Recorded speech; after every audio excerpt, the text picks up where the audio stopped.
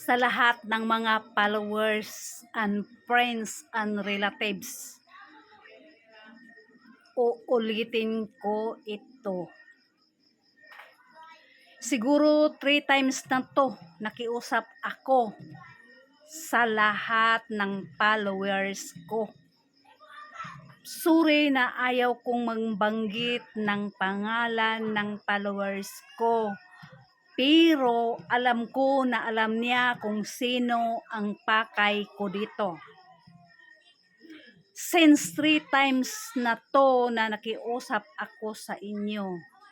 Please, please, please. Ayaw kong sumagot sa tawag ninyo. Kahit nakiusap kayo dyan sa messenger ko na makiusap ka kahit sa CP number. Sorry, ayaw kong makiusap lalo na tawag. Ayaw kong makiusap lalo na balak mag-private sa akin. Pakiusap lang sa lahat. Sorry sa lahat na binanggit ko, followers, friends, and relative. Gusto ko lang i-generalize kasi mayroon akong iilan sa followers na ginagawa ito. Ayaw kong sumagot sa tawag kahit ano, kahit saan.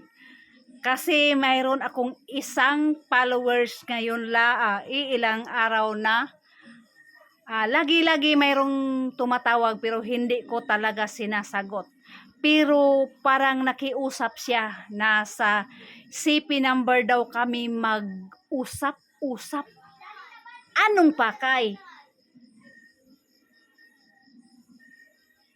Kung may balak kang iba, kung sabihin na nating nasisira ang family mo at tingin mo siguro nasira din ang family ko, sorry, wala sa isip ko na pumatol kahit sino sa followers and friends ko. Hindi ako galit. Nag-remind lang ako. Kung nasira ang pamilya ko sa personal naming mga issue, both sa partner ko, ayusin namin ng dalawa, hindi ako marunong gumanti. Kasi yung hindi makita ng partner ko, makita yan sa itaas. Ayaw kong magsisi sa huli. Gusto ko mag-decide ako sa sarili ko na walang mag-dictate sa akin. At ayaw ko ring isipin ng iba, nagpadikta ako ng tao. Sorry sa tumatawag na hindi makinig at hindi mapakiusapan. Kahit anong number pa yan, natatawagan mo. Sorry.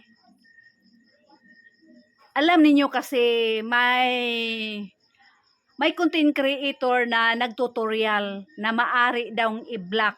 Pero sa naranasan ko yung blinak ko, hindi pa ako nagpe-Facebook pero hinahanapan ako sa AI ni Facebook.